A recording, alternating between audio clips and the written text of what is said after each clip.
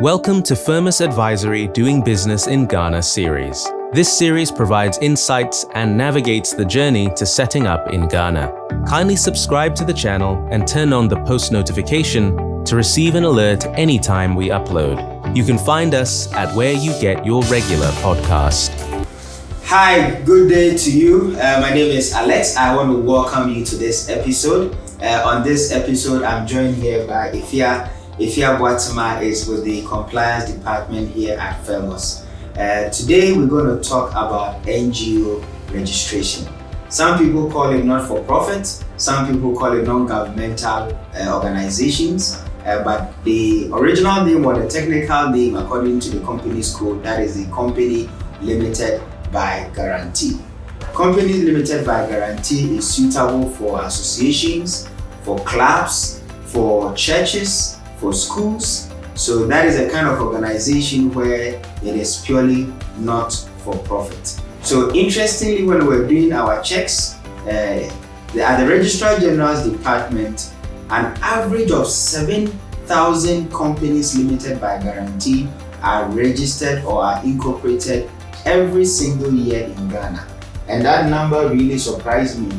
When I actually looked at that number, I was totally surprised that up to 7,000 businesses are registered. So today, we just want to talk about how to get your company registered as a company limited by guarantee. So stay tuned. Okay, so thank you very much. You're welcome to this episode. So for someone listening to us who is interested in starting their business in Ghana, but it's going to be not for profit. Somebody thinking about setting up a church, a ministry in Ghana, a school, an association, you know it all, that for such an entity, they need to go in for a company limited by guarantee. So how do you go about it, and where does the whole process begin? Is this something I can do online? Do I need to hire someone? Can I do it myself? There are so many questions that have been coming to us about how to get it done. So can you briefly tell us how to get it all started? Alright, first of all, I would like to thank you very much for inviting me. Okay, so to register an NGO, what you have to do is you have to conduct a name search at the Registrar General's department. And yes, it can be done online, but mostly we advise that you do it in person because of the queries that may come when you don't file it very well. So first of all, you have to do the name search. You have to provide at least 3 names to do the company name search. And when you say name search, you mean the company's name? Exactly.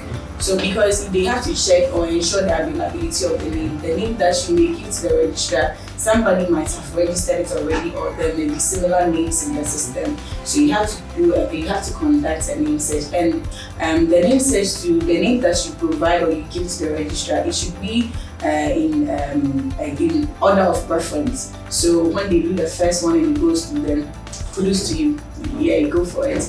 And you have to provide some documents or some information that will be used to complete the forms that you use to file for the registration. After providing the names for the name search, you also have to give the business address, and you have to also state the nature of the business. They have to know what the NGO is all about. That is what we term as the nature of business or the nature of activity.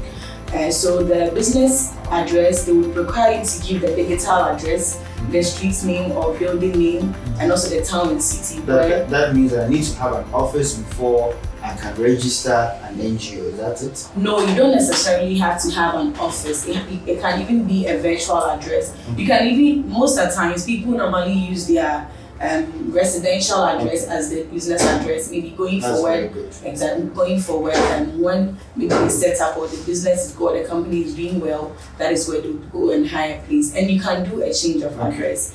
So you also have to give the particulars of the executive council members, and also the secretary and auditors. And the subscribers, they are more like shareholders. For company limited by shares, we have shareholders, but when you have company limited by guarantee, we have the subscribers. So you have to give the details, the particulars. The particulars should include the full name, their residential address, email address, telephone number, and also their mobile number. and you also have to pay an official fee of 270 Ghana cedis. That's pretty cool. Yeah, that's very, very cool. It's very, very cool compared to company. So that's roughly yes. about $50. Exactly. Roughly. Yes. And for company limited by guarantee, you don't have anything like stated capital or minimum equity requirement because it's not a profit-making business. It's just a guarantee, or let's say an NGO, so you only have to pay the 270 Ghana cedis. And here you pay it at the in-house bank at the Registrar General's department. And each of the executive council members, subscribers, and also the secretary must have a taxpayer identification number. And to be able to get this taxpayer identification number, you have to file for it. And we have GRA in Registrar General. They have a setup or an office inside the Registrar General's department. So that is where you go and file for, or you have to go and apply for the taxpayer identification number. So for Ghanaians, you have to, when you are going to file for the taxpayer identification number, what they would require you to do is you have to complete a form, and you also have to attach your Ghana card and any valid ID card. But for foreigners, you only be required to add your passport via data page, and you complete the form. Do I need a Ghana address before I can get this TIN number?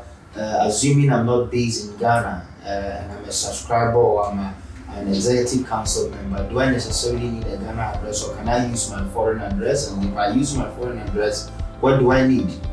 Okay, so when you want to register a business, per the requirements of the Companies Act, or what the Companies Act mandates, that every company, they must have at least 2 directors, and 1 director must be resident in Ghana. So obviously the person must have a Ghana address. So let's say you are 2 directors or 2 subscribers or 2 executive council members. One of you must have a Ghana address. Okay. So if your partner or the person who is also a director of the company or subscriber has a Ghana address, you can also use a foreign address to apply for the taxpayer identification number. But where both of you have foreign addresses, it wouldn't be accepted. One must have a Ghana address. It makes sense. It makes sense. So what you just described basically are the information and the things you need regarding the entity, and also regarding the personalities behind the entity. That's what you just described. What about in terms of documentation and forms that need to be put together? So this information, I presume, is what you need perhaps to complete those forms. Exactly. Can you walk us through some of the forms that you need to be able to? Okay, so thank you very much. You have to complete Registrar General Form 3B. So the Form 3B will require you to provide the name, the nature of the business, the address, and also the details of the particulars of the executive council members, subscribers, and secretary, and also the auditor's details. And after completing the Form 3B, you also have to complete consent to act as a secretary, consent to act as a director, and also the statutory declaration forms. So those are the forms that you complete aside the Form 3B and the taxpayer identification number forms. Yeah. And what documents would I have after everything? You said how long does it take? It takes approximately 2 weeks to complete the process. If everything is okay, it will be successfully done within 2-3 weeks. Okay, but obviously if there are queries, it will probably take a bit longer, which also depends on the quality of information that you supply when you are completing the form. Exactly. As long as the name and the objects and the information about the directors and everything is covered. So then I guess that's cool, that's nice. So at the end of everything, what should you expect in terms of certificates, or what would basically show that I have fully incorporated the business? Okay, all right, thank you. So when everything is done, you'll be given certificates of incorporation and Form 3B beneficial ownership profile. Sorry, I didn't chip in this. When you are completing the forms, you have to add a beneficial ownership profile. They want to know who the real subscribers of the NGO are. So you'll be given a beneficial ownership profile and also the constitution. Yeah, the constitution and the Form 3B. So the certificates of incorporation, beneficial ownership profile, the Form 3B, and did I mention constitution and the constitution again? So the constitution, I think, is a standard constitution, right? Yes. Based on the company's code. But obviously, subscribers can also make some amendments subject to approval by the registrar if they want to. Is that correct? Yes. So we've had clients giving us the constitution that they would want to use for their organization or the foundation. So here, what we do is we have to attach it to the form that will be complete. Yes, and we also have to add a letter to it so that the registrar will note that, okay, so this is the constitution that this particular organization wants to use. So here they will attach it to the constitution that they will give to you. Yeah, but they have a standard one that they give to everybody. Okay, that's nice. So after the incorporation is done, as an NGO, what are there any other compliances that I need to meet?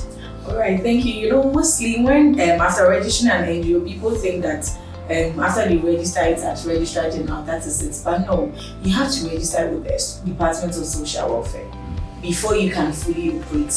Yes. So to register with the Department of Social Welfare, that you know that obviously there are other forms that you have to complete, and there are required documents that you have to add to the forms that you complete. So here you have to add your incorporation document, the document that Registrar General will give to you. You have to add it to the form that you complete at the Department of Social Welfare, and you have to also add the constitution. This constitution is not the constitution that the Registrar General, the registrar gave to you. Really? Yes. This should be the constitution of your organization. It should specify the responsibilities and duties of the executive council members, the subscribers. Sometimes they even term the executive council members, or let's say the subscribers, as chairman or chairperson. So the duties of these people must be stated in that constitution. And the constitution must have the vision, the mission, and also the core values of the organization. Everything should be stated in it. And if the organization has brochures, they can also add it to it. And if they have, they can also draft the key achievements if they have achieved some things in the past. Or they can also talk about, they can also give a historical background of the organization. The Department of Social Welfare, they want to know all that. So you have to also attach all these documents, and it must be signed by at least 2 directors of the company, together with the forms. And you have to also add an application letter to the Ministry of, to the Department of Social Welfare, to the document. And let me also quickly just add that, you know, sometimes not-for-profit organizations tend to think that, of course, they are not liable for corporate taxes. So they normally tend to think that once you form the company, you have a social welfare license, you are pretty much set to go. Yes, indeed you are set to go, but there's also the need to register with the Ghana Revenue Authority. And the reason is that even though the company as an entity is not liable for corporate taxes, because you don't make profits or you don't have any revenues to be taxed. However, there's a need to still register with the GRA because the individuals who work in that entity or in that organization, their incomes are taxable. Their incomes are taxable. And then also as an organization, depending on the kind of transactions you do, there's what we call the withholding taxes on purchase of goods and services that also apply. So again, an NGO still has some form of tax obligation, not as an entity, but then the individuals in the together with depending on also the nature of transactions you do, all have tax implications. So I just wanted to also add that. Another popular question that normally also comes up is if I have an NGO, can I convert it into a for-profit sometime in the future? Is that possible? And can an NGO own a for-profit entity? So these are 2 questions. I don't know what your thoughts are, what your experience has been. So can an NGO migrate or transform into a for-profit? And then also, if can an NGO own shares in a for-profit entity? What has been your experience? What would you say? Okay, so you can actually transfer an NGO into company limited by shares. Okay. So it's you mean transform it, right? Yes, Okay. transform it. Yeah, it's pretty much simple. Here, what you have to do is that you have to write an application letter stating your reasons why you want to convert the NGO into company limited by shares. And the first thing you have to, or the first step you have to take is you have to file for annual returns. You know, mostly when people incorporate NGOs, they don't file for annual returns. I don't know if it's because they don't know what the annual returns is, or they don't know that you have to do the annual filing. You have to file for annual returns every year. And the annual returns that you have every to... year after incorporation? No, 18 months, 18 months after incorporation, you have to file for annual returns. And then every year? And every year, exactly. So the subsequent years, you do it every year. And what you do is you have to attach your financial statements for that particular year together with the annual returns form. Then you file it at the Registrar General. When you do this, you'll be able to make changes, whichever changes that you want to make to your organization or your company, you'll be able to do it. So if you want to convert your NGO into company limited by shares, what you do is you just write a letter, and if you have filed for the annual returns, you only attach receipt and the original document that were given after you incorporated the NGO. Exactly. Then you also have to complete the company limited by shares form. We also have forms for that, and you also add all the required information that they need you to provide for company limited by shares. So basically, it's possible. It's very, very possible. So you also that there are minimum equity requirements, data capital, and all that you have to state in the forms. Therefore, registration of limited by shares.